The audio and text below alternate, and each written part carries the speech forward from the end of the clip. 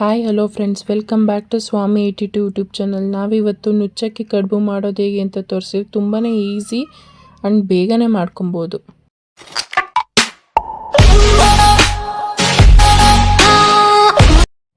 ಅಕ್ಕಿ ರವೆನ ಸ್ವಲ್ಪ ಹುರ್ಕೊಳ್ಬೇಕು.